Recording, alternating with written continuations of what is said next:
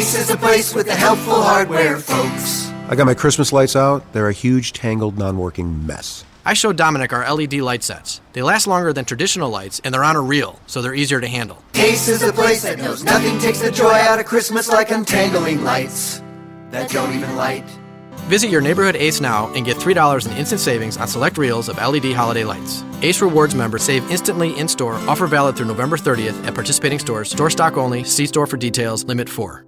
She allowed to run. By the way, after his performances and all those debates, he probably should have done the same thing. That was Donald Trump, once again bashing Hillary Clinton, which he's gotten very good at. Hour number 2 of the Bernie and Sid Show here on legendary 77 WABC. And much like we ended last hour with a great guest, Shannon Bream from Fox, we go back to Fox with a very esteemed guest to start hour number 2, and a man who wrote a book that I can attest to, Bernard reads every day. Hey, James Rosen is our guest, Fox News reporter and author. And yes, the book, I've been reading it, James. It's called A Torch Kept Lit, Great Lives of the 20th Century. It's a compilation of eulogies that the brilliant William F. Buckley wrote over the years. Whittaker Chambers, Alger Hiss, Johnny Carson, Richard Nixon, Elvis Presley, et cetera, et cetera. James Rosen, welcome to the Bernie and Sid Show. You're very kind to have me. Thank you. No, it's a brilliant book, and I mean, you write a lot of the introductions to the eulogies, and you are just about there with William F. Buckley in the intelligence department, I would say. That's very kind. I do a good impersonation. Let's go straight to it, right? Let's do it. So when anyone would say back in the Cold War, when Bill Buckley was at the height of his influence, they would engage in moral equivalence. They would say, well, the KGB and the CIA, they're basically the same guys. They just wear different colored trench coats. Buckley would say, men who push old ladies into the way of an onrushing bus, and men who push old ladies out of the way of an onrushing bus, it seems to me, ought not to be grouped together as men who go around pushing old ladies around. That is spot on, man. Nailed it. I would say this, and I don't know this for a fact, James, but I'm going to go on a limb. You're the only person who ever lived in Staten Island that does that impression. What do you think about that? This is mathematically a safe assumption. And that's the thing. You're Brooklyn-born, Staten Island guy. You went to New York City public schools. And as a result of all that, yes, I can do the accent, the other accent, if you need to hear. How about I take off the belt? I'll show you both beatings. Right in front of all your fancy friends. Say it again. He could do Frankie Russo, this guy over here. Hey? What are you talking about? See, but what happened was he did what they sent with the Northwestern, right? So he goes to Chicago, and that's when the Brooklyn, the Staten Island, Jimmy Rosen became James Rosen. Yeah, leached right out of me. Call me James, please. Mr. Rosen, if you will. Right. Well, listen, James, it's a pleasure to have you, an honor. Again, the book is A Torch Kept Lit, a compilation of eulogies by William F. Buckley. It's a great read. Trust me, folks. Now, let's get straight to the campaign and the race, James Rosen. Yes. The earth-shattering events last Friday. Nobody expected it. James Comey under fire from both sides. Actually, from one side now. He was on the other side before. What do you make of that revelation on Friday? Do you think, A, he should have made it, and B, will it affect the race? Well, I think that James Comey has kind of overthought this thing throughout. He chose back in July essentially to impeach Hillary Clinton publicly rather than indict her, and to tell us that on the basis of facts that it took him 13 minutes to recite, no prosecutor would ever have brought that case forward. I dare say if we had 100 prosecutors, career prosecutors of varying political stripes and caliber, lock them into one of those racquetball courts where it's all white walls, I think at least one of the 100 would have brought forward that case. If not 90, to be honest. At least to a grand jury. Right. And so he chose an untenable middle course, which was to impeach Mrs. Clinton rather than indict her, which was, I think, beyond his brief in the first place. He either should have just issued a one-sentence statement saying we decline to go forward, the basis for a prosecution isn't there, and then gone and testified to Congress and so forth. Given where he put himself, for him now, I think this probably was the right choice in the sense that if he had withheld this information until after the election, he would have been pilloried for doing that. What's clear to me, though, as someone who also wrote a book about the Watergate case. Yes, John Mitchell, as a matter of fact, you wrote it right. Under the auspices of William F. Buckley. Well, with a little help from my friend William F. Buckley yes. Jr. I've seen how prosecutions get built. I've seen how witnesses get flipped, and I've seen how stories change, and I've seen how special prosecutors operate.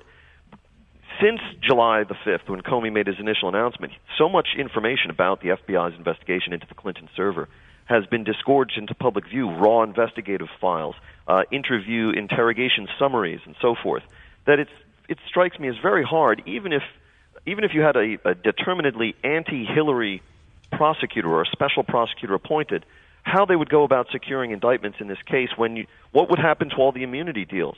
What would a good defense lawyer make of Mr. Comey's statement on the 5th of July that no reasonable prosecutor would bring this case forward? How can witnesses, new ones or return witnesses, be interrogated effectively when they can benefit from all the interrogation summaries that have been put into public view already and tailor their testimony accordingly? So this is really, as a potential prosecution, I would say it's almost hopelessly compromised. So in the end, we just had this conversation moments ago with our prior guest, James, and she said there were piles of letters on his desk talking about resignations, and that Comey just kind of folded under that pressure because for the life of me, I can't figure out why this guy, and just to disagree with Bernie for a second, both sides are still angry with Jim Comey, both sides. I've heard Republicans and Democrats very, very critical of Jim Comey. Why would he do this to himself? Well, again, I think that in the first instance he might have overthought this. I think that Jim Comey recoiled from an unpleasant fact, which was that the American system is kind of like a pachinko machine, and sometimes it spits out the ball in a weird way. And in this instance, in June, it was going to spit it out in such a way that the FBI director, by virtue of the effective recusal of the Attorney General, was going to decide whether or not Hillary Clinton got to stay as the Democratic nominee, in essence. And who knows where the race might be if Joe Biden were the nominee right now. But I think that Comey did not want to be seen, or did not want his institution, the FBI, to be seen meddling in electoral politics at the highest level. And so he chose, as I say, what I call this untenable middle course, which was to impeach Hillary Clinton, but not indict her.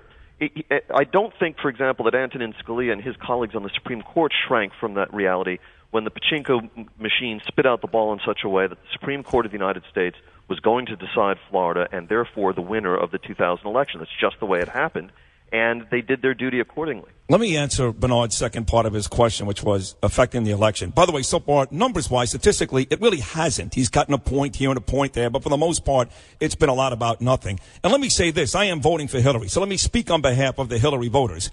We don't care, James. We don't want to hear about emails anymore. We don't care. I don't know any Hillary supporter that, based on these new revelations, not going to vote for Hillary. About the undecideds. And I find it very hard to believe there are a ton of undecideds 7 days before. So, in my estimation, which I think is reasonable, James, this can't help Donald Trump a lot. And by the way, it has been proven through this election, when it's not about the issues and he tries to prove her to be a liar again, it doesn't help him.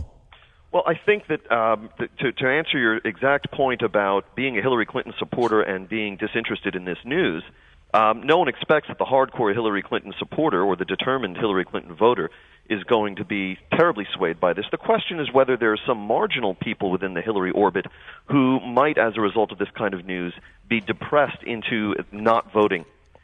James, you've seen this election. Do you think, honestly, with the way both of these candidates are so disliked, that there's anybody who's marginal about either one of these two?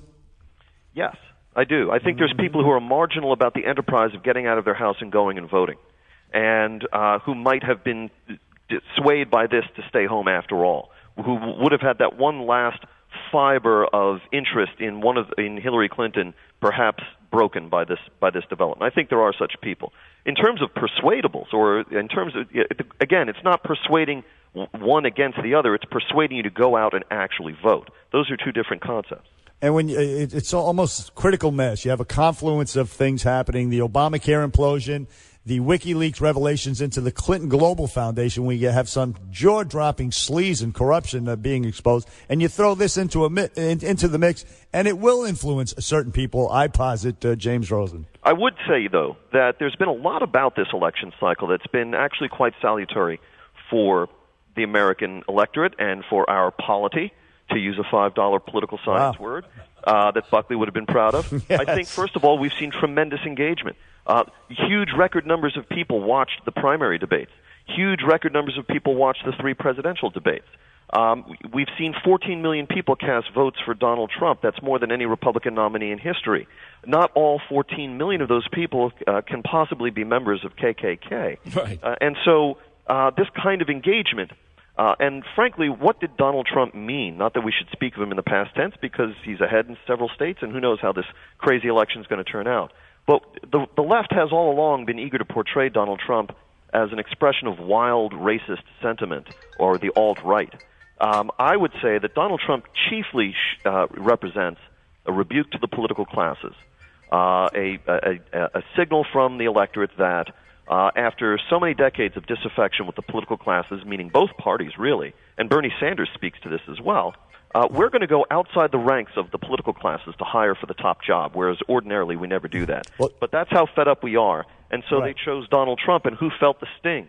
John Kasich, Jeb Bush, Marco Rubio, Ted Cruz. Yep. So a fascinating cycle, and not altogether unhealthy in a lot of respects. To put it in prosaic terms, as Michael Moore did, a big middle finger to the establishment elites that have not been helping. It's a family show here. That's Michael Moore said.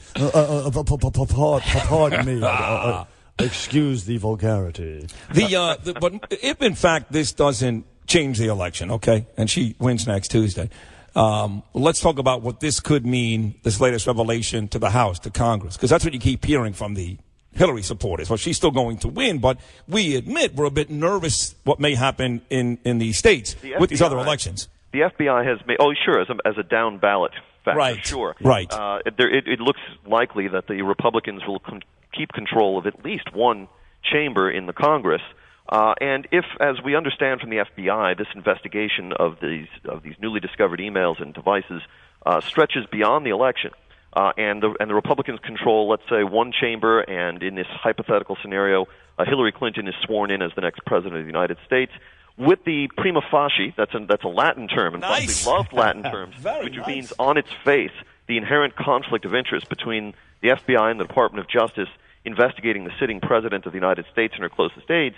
You could see the Republican majority in that one chamber have the ability to create the political pressure necessary for the appointment of a special prosecutor. But as we discussed earlier, again, so much of this investigation has been disgorged into public view. So many immunity deals have been cut.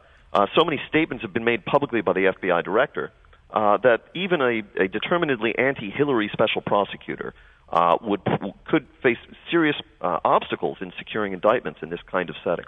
Let me ask you this, Jay. The bigger picture, this whole election here, since the primaries, I mean, have you ever seen this media bias so conspicuous, essentially an arm of the Clinton campaign, and then you throw in CNN giving the questions to Donna Brazile. They just cut her loose and announced it 2 weeks later, by the way. But have you ever seen it so bad, this egregious?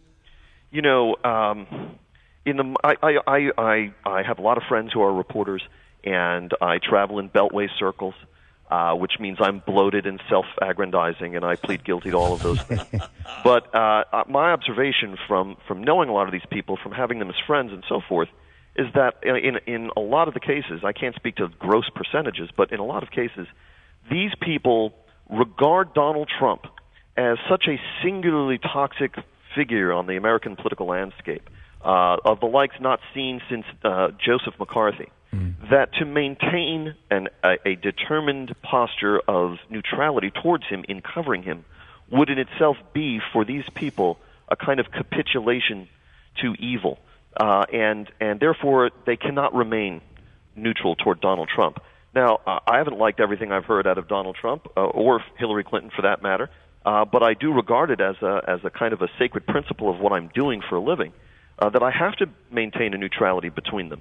And I can't just write off one or the other as hopelessly unfit for the office, and therefore it's within my purview as a reporter to sort of slant the coverage. But we didn't include you in that.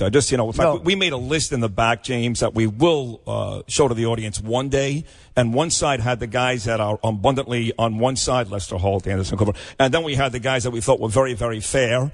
And your name was at the very top of the list of the fair. This is like in Billy Madison, when Billy Madison calls the guy that he tormented in high school. That's right. Crosses him off the list of people to kill. That's right. exactly right. Bottom line, James Rosen, I take that answer to be one big no. You've never seen it so bad. Well, here's a bigger question, though. And you guys are right, because I'm voting for Hillary, but I do think there's a media bias that even we can recognize. The bigger question is, to Bernard's question, is it going to change? Is it because Donald Trump... And listen, at one point I actually endorsed Donald Trump very tepidly, but I got so sick of him that I just can't vote for the guy. But is that going to change with a new nominee, or is it just the way it is that the media is in the bag for the left? Well, I think studies going back to the McGovern era have shown that large percentages, large majorities of the working political press corps self-identify as liberals. So the question is whether one is going to be disciplined in the plying of one's trade about correcting for that, or whether one is going to let it seep in. But yes, I have been dismayed and I love the New York Times as an institution. I'm a native New Yorker, but I have been dismayed to sort of click onto its homepage every day, and the same could be said for the Washington Post, which is a paper I've written many, many times for. I do book reviews for them. To see on their homepages just a kind of a drumbeat every day has 3 to 4 to 5 anti-Trump headlines. And look, the guy does a lot of damage to himself. He has seemed at different points in this campaign to almost as though he wakes up determinedly trying to figure out how he can set back his own cause, because he has frittered away polling advantages at various junctures throughout this cycle. But I'll tell you what, it was a hell of a ride this cycle, wasn't it? It's been fantastic, man. It's been good for business. The final 48 hours are going to bring. Oh, yeah. Look, put your seatbelts on is all I can say. Listen, Brooklyn-born, Staten Island boy, now turned very cerebral journalist and author, James Rosen. Jimmy Rosen to me, thank you. Jimmy Rose, right overhead. The book is called The Torch Kept Lit. It's a compilation of eulogies by William F. Buckley, edited by Jimmy Rosen over here. Hey, New York Times bestseller in its 7th printing. If you want to check out some of the eulogies or order any of the formats, go to atorchkeptlit.com. It really is a fun read. Great. I've been reading it. Thank you, James. Just Rosen. make sure you write mine one day, okay? Can I get that deal right now? We'll arrange this. Back on Bernie and said thank you, James, after this.